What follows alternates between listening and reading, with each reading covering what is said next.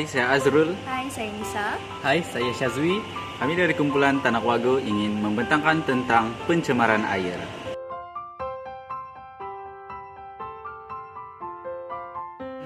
Apa tuh pencemaran air? Pencemaran air ialah perubahan pada air yang berlaku dari segi kandungan atau warna serta sifat-sifat kimia yang berlaku pada air tersebut akibat daripada bahan-bahan pencemar air. Apa pula faktor-faktor pencemaran air berlaku? Faktor-faktor yang menyebabkan pencemaran air berlaku ialah yang pertama, pembuangan sisa industri kilang. Hal ini disebabkan oleh pihak kilang yang tidak bertanggungjawab membuang sisa industri kilang ke sungai bagi mengurangkan kos pelupusan sisa industri. Ini akan menyebabkan sungai menjadi tercemar serta pH air akan meningkat. Kedua ialah pembuangan sampah sarap oleh masyarakat yang tidak bertanggungjawab. Hal ini berlaku kerana mereka kurangnya kesedaran tentang penjagaan alam sekitar.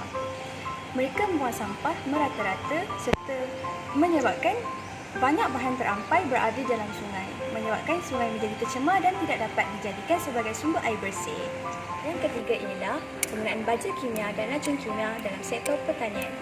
Sungai akan tercemar oleh bahan-bahan tersebut kerana apabila hujan turun, air hujan akan mengalirkan bahan-bahan kimia tersebut ke dalam sungai. Ini akan meningkatkan pH air sungai serta menyebabkan sungai tercemar. Hidupan akuatik juga akan mati dan air tersebut tidak dapat dijadikan sebagai sumber air bersih. Keempat pula, pembuangan sisa radioaktif ke dalam sungai daripada makmal ataupun hospital. Ini kerana pihak yang tidak bertanggungjawab ingin mengurangkan kos pelupusan sisa radioaktif kerana kos bagi melupuskan bahan-bahan tersebut adalah sangat mahal. Jadi, mereka mengambil langkah yang mudah dengan membuangnya ke dalam sungai. Bahan-bahan tersebut akan meningkatkan pH air dan menyebabkan air tercemar. Air tersebut tidak dapat dijadikan sebagai sumber air bersih serta bahan-bahan tersebut akan menyebabkan hidupan akuatik mati.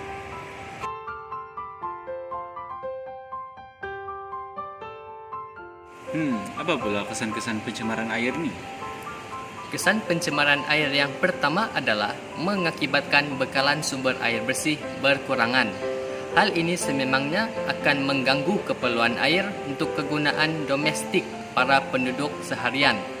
Sebagai contoh, sumber-sumber air untuk minuman atau tujuan memasak dan mencuci pakaian sukar untuk didapati. Kesan pencemaran air yang kedua adalah dapat mengganggu kesihatan manusia. Air-air yang tercemar itu mengandungi virus, parasit, bakteria akan menyebabkan lagi penyakit bawaan air seperti taun dan hepatitis akan meningkat.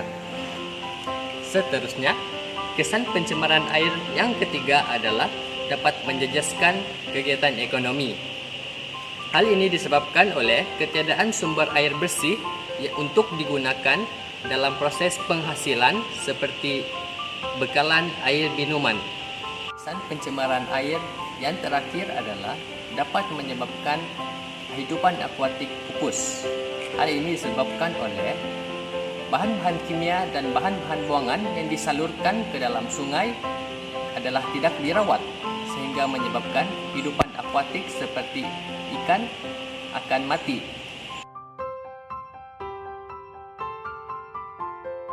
Apa langkah-langkah untuk mengatasi pencemaran air? Terdapat beberapa langkah-langkah untuk mengatasi pencemaran air. Yang pertama adalah melalui kempen kesedaran. Kerajaan perlu menjalankan kempen kesedaran untuk meningkatkan kesedaran masyarakat. Hal ini kerana kurangnya kesedaran masyarakat terhadap pencemaran air menyebabkan pencemaran air berlaku.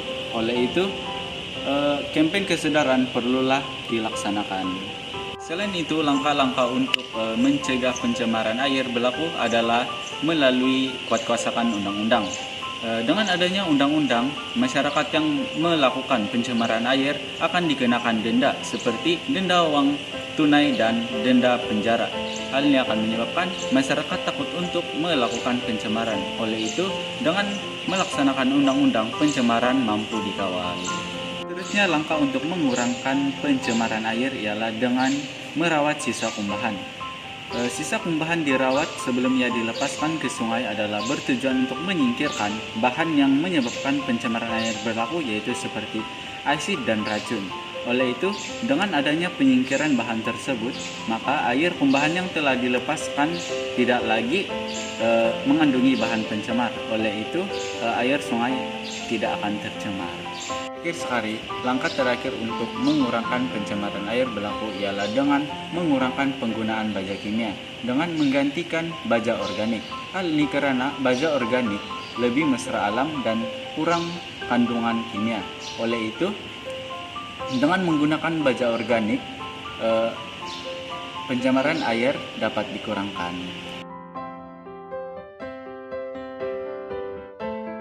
Daripada penerangan tersebut, kita dapat mengetahui banyak faktor-faktor yang menyebabkan pencemaran air berlaku serta kesan-kesan buruk akibat daripada pencemaran tersebut. Oleh itu, masyarakat perlu sedar untuk mencegah daripada pencemaran ini terus berlaku. Tambahan pula, kerajaan turut memainkan peranan penting untuk mengatasi masalah ini berlaku. Sekian daripada kami, kumpulan Tanak Wagu. Dan terima kasih.